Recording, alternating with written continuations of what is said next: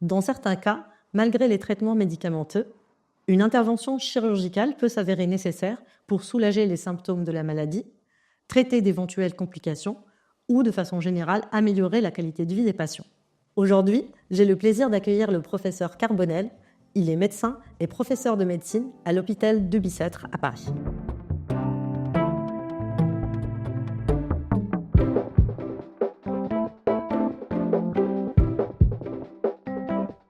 Professeur Carbonel, bonjour. Bonjour Tissam. J'ai une première question. Quand est-ce qu'une chirurgie devient nécessaire et pourquoi ? C'est une décision complexe, la décision de chirurgie au cours des maladies inflammatoires chroniques de l'intestin, les MICI. Prend en compte plusieurs paramètres.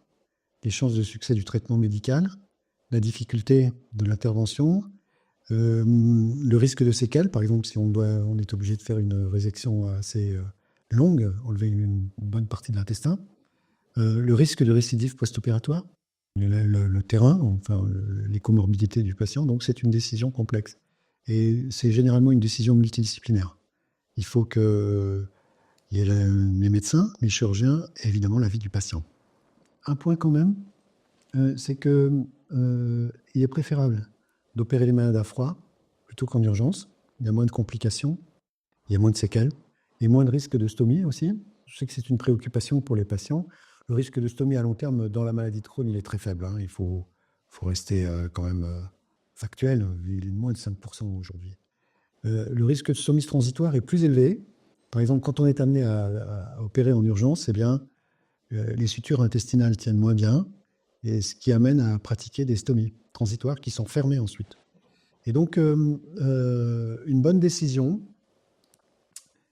chirurgicale, c'est une décision qui pèse le bénéfice et les risques de l'intervention et qui est faite suffisamment tôt, qui est préparée, plutôt que prise au dernier moment après l'échec de multiples lignes de traitement médical. D'accord, merci. Et concrètement, comment se passe une opération aujourd'hui ? Une opération aujourd'hui se passe bien, déjà, dans la majorité des cas. C'est une intervention qui peut être, on l'a déjà dit, soit à froid, donc ce qu'on appelle la chirurgie réglée, où le malade est préparé. On lui demande d'arrêter les corticoïdes, on améliore son état nutritionnel et il va à l'intervention avec une date de rendez-vous, une date d'opération, ou bien une intervention en urgence dans une complication où là, effectivement, la chirurgie est nécessaire au sens où on ne peut pas faire autrement. Le rapport bénéfice sur risque est assez facilement calculé. Mais une nouvelle fois, il vaut mieux anticiper et faire une intervention chirurgicale à froid. Donc l'intervention, dans la majorité des cas, consiste à faire une intervention par cœlioscopie. C'est une intervention qui dure entre 1 et 4 heures, parfois un peu plus. Quand les malades nous posent la question, on leur répond le temps qu'il faut. Il y a des interventions qui sont plus simples que d'autres. Parfois, ça peut être plus compliqué et ça prend un peu de temps. Mais ce qui est important, ce n'est pas le temps, mais que l'opération soit bien faite.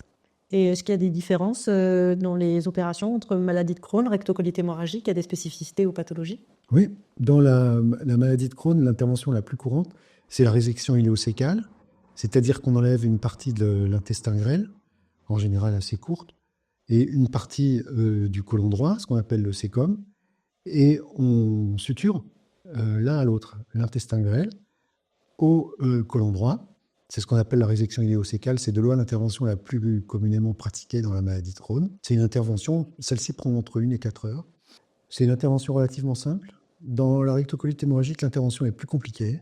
Elle se fait en plusieurs temps, 2 ou 3. Le premier temps consiste à enlever le côlon. Le deuxième consiste à retirer le rectum et à fabriquer un réservoir avec l'intestin grêle, de manière à ce que la personne puisse garder sa continence. Et le troisième temps consiste à abolir la stomie, c'est-à-dire à rétablir la continuité digestive. Donc c'est une intervention qui peut se faire également en 2 temps, lorsque le premier temps comprend l'ablation du côlon et du rectum, et le deuxième temps, le rétablissement de la continuité digestive. Mais dans ce cas-là, ça ne se fait que dans quelques cas particuliers. Quelques cas particuliers, ça ne signifie pas qu'il y a des malades qui restent avec une stomie définitive, mais que l'ablation du côlon et du rectum dans un seul temps ne se fait que dans quelques cas particuliers. Quelles sont les suites post-opératoires? Que se passe-t-il par exemple au réveil après l'intervention? En général, donc le patient passe quelques minutes, quelques dizaines de minutes, parfois 1 heure ou 2 en salle de réveil, puis il remonte dans sa chambre en chirurgie. Il est hospitalisé en général 1 semaine à peu près, un peu plus, un peu moins. En général, enfin, on ne met plus de sonde d'aspiration digestive. Enfin, les chirurgiens ne mettent plus de sonde d'aspiration digestive. Je rappelle que je suis médecin, hein, donc la vue que j'ai de la chirurgie est une vue de médecin. Je ne suis pas chirurgien. Ils sont réalimentés assez tôt. Ils ont une prophylaxie de la phlébite en post-opératoire avec de l'héparine. Et puis, ils sortent au bout de quelques jours avec des précautions diététiques qui vont durer quelques jours avant le retour à un régime normal. Voilà. Alors, vous me posez la question des suites. Dans la majorité des cas, elles sont simples, mais il peut y avoir des complications. C'est le lot de toute intervention chirurgicale. Ces complications, les principales, c'est en fait un IEUS, c'est-à-dire une paralysie transitoire de l'intestin, où il faut attendre que le transit intestinal se refasse. C'est, je pense, la plus fréquente des complications post-opératoires. Il peut y avoir aussi des phlébites, des infections urinaires, enfin des complications courantes après l'intervention chirurgicale. Il peut y avoir aussi, et ça c'est un peu plus embêtant, des fistules, c'est-à-dire une désunion de la suture, comme une couture qui ne tient pas. Et ça peut être plus ou moins important. Dans quelques cas, c'est un peu d'antibiotiques, une ponction. Dans d'autres, il faudra réintervenir. D'accord. Et la chirurgie, comment la chirurgie affecte à long terme le parcours de soins du patient? Favorablement. Les résultats de la chirurgie à long terme sont bons, hein, surtout pour la résection iléosécale. Les résultats à long terme sont bons. Pas plus que les médicaments, que la médecine, la chirurgie guérit la maladie de Crohn, hein. Elle permet de passer un cap. C'est parfois le meilleur traitement. Dans d'autres cas, c'est le seul traitement possible, dans les cas où il n'y a pas d'autre traitement possible. Mais ça ne guérit pas durablement la maladie de Crohn. Sauf dans quelques cas où on a une rémission à très, très long terme sans traitement post-opératoire. Alors comment est-ce qu'on fait? Et ce point-là est très important. Après l'intervention chirurgicale, donc le malade revient petit à petit à sa vie normale, et il sort de l'hôpital, il reprend un régime normal, ses activités habituelles, professionnelles, extra-professionnelles. Et puis, en fonction du risque de récidive post-opératoire, il aura ou pas un traitement post-opératoire qui vise à prévenir la récidive de la maladie de Crohn.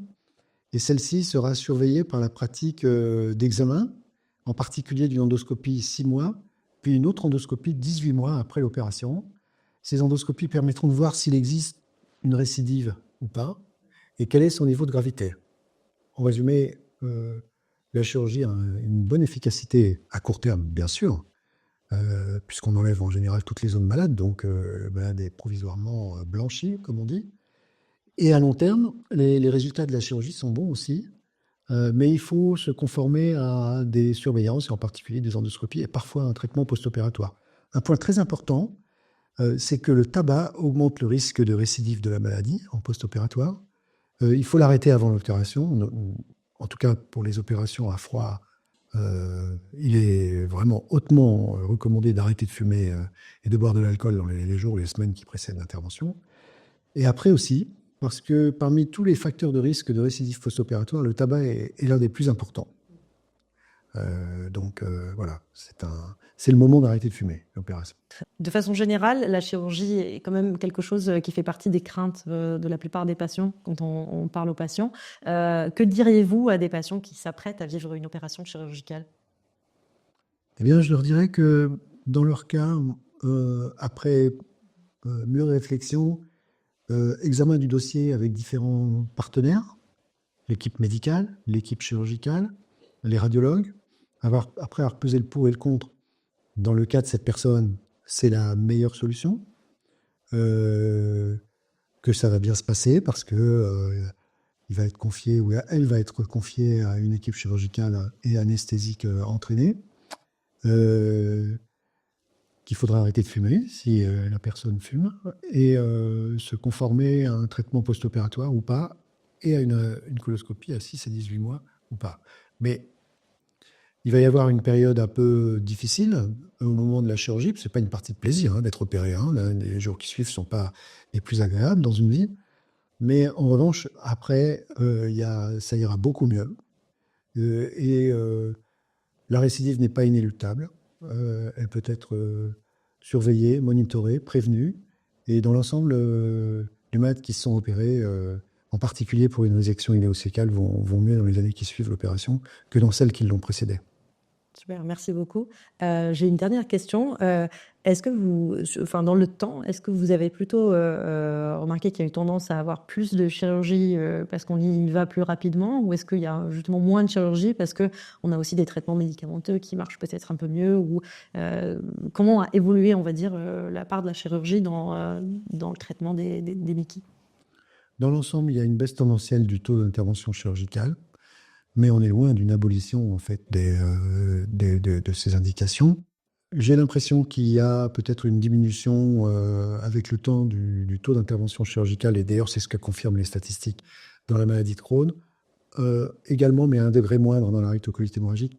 En revanche, le taux d'intervention chirurgicale en urgence est relativement stable comparativement à ça. Donc la chirurgie elle garde une place centrale dans le traitement des maladies inflammatoires chroniques de l'intestin. Et il faut y penser à l'avance. Il y a des malades qui d'emblée ont des signes qui laissent penser qu'ils ne répondront pas ou pas bien au traitement médical. Il vaut mieux les opérer relativement tôt que d'essayer des lignes de traitement médicamenteuses qui sont vouées à l'échec.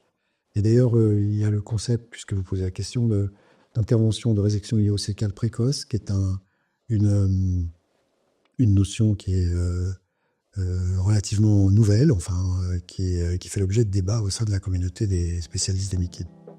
Merci beaucoup, professeur. Merci, Tissam.